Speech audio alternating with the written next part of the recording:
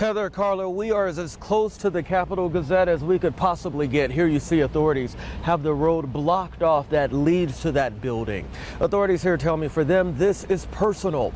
They know the journalists. They've been inside of that building, and now they're really working to determine what may have led the suspect here, 38-year-old Jared Ramos, to commit such a horrific crime. At one point, an employee took to social media saying everyone was told to get out of the building and walk across the street right here, taking cover in a nearby shopping mall. But let me tell you this, I just spoke with an employee at the Capital Gazette, obviously too shaken up to speak on camera, but I asked how he's doing, and he said his work continues, quote, working to put a paper out tomorrow. We're live in Annapolis on your side. BrentSolomon, NBC 12. Now, he has been on the scene all night. Brent, can you bring us up to speed on what will happen from here? Well, the police chief tells me they're now working on search warrants to go into the suspect's home. They say he lives here in Maryland, and they're looking for any evidence that could point them to why this suspect may have opened fire, killing respected journalists at a newspaper that means so much to this close-knit community. Go ahead, take a look at your screen right now. Of course, we just learned the identities of the victims here, all of them working at the Capital Gazette. You're looking at Wendy Winters, Robert Hyacin, Gerald Fishman, and John McNamara. Another victim was Rebecca Smith. We've learned the suspect, 38-year-old Jared Ramos, was allegedly armed with smoke grenades and a shotgun. The police chief says this was a targeted attack. He also says Ramos entered the Capital Gazette building and opened fire as he walked through the building. The shooting followed threats made on social media. The suspect, accused of harassing staff at the paper, upset over a news story that caused him to sue the paper, but he lost. Back live now, Ramos is currently being questioned by police as they work to gather new evidence and continue to build their case. I will be here uncovering the very latest developments for you, so be sure to stay with NBC 12 on 12 News Today beginning at 5 a.m. for more of my live reports. On your side in Annapolis, BrentSolomon, NBC 12. Anthony Kelly, here in the town of Annapolis, there is a resolve here that you just wouldn't imagine.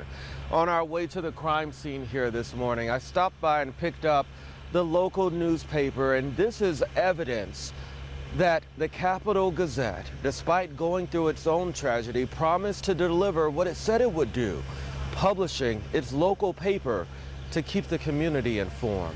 I'm standing in front of the shopping mall where I'm told folks inside of the Capital Gazette building yesterday were told to run and take shelter.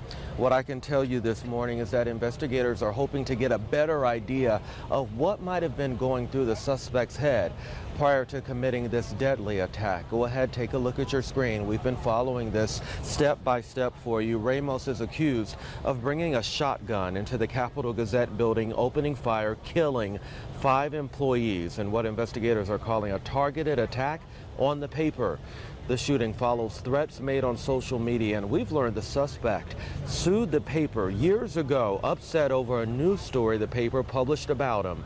But a judge threw out the case, and authorities say he was armed with a shotgun and smoke grenades when he carried out the deadly attacks just yesterday.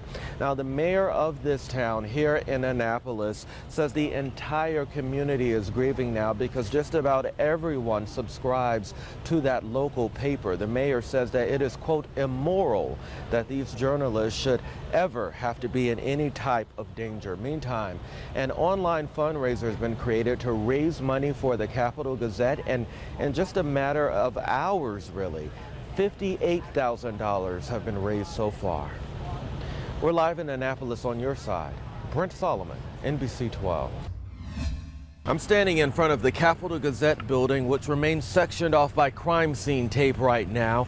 The town of Annapolis working to get through a tragedy as the man accused of causing it makes his first appearance in court.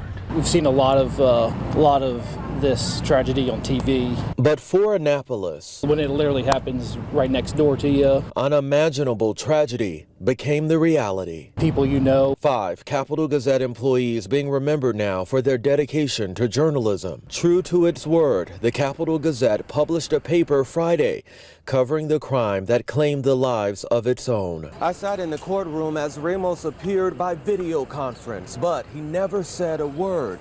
This is, though, where we learned new details from the prosecution. The rear door was barricaded.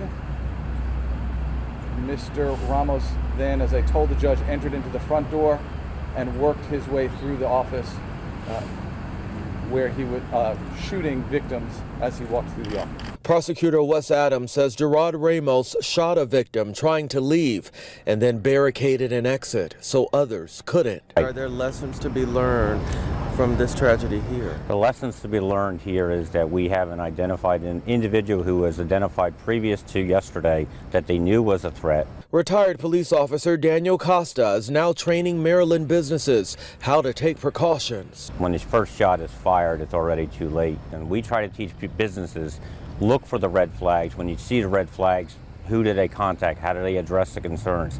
How do they teach employees to look over their shoulders, to address the problem before it becomes a problem? It comes as a community is now vowing to rebound, uniting to become Annapolis strong. So that's what we're praying for these families, is that their hope is in something greater, and they can hold on to that, and that this isn't the end, and that we will be here with them. And while it's been days now of shock and uncertainty, there's a collective spirit here in town to not only get through the tragedy, but to come out stronger. On your side in Annapolis, BrentSolomon, NBC 12.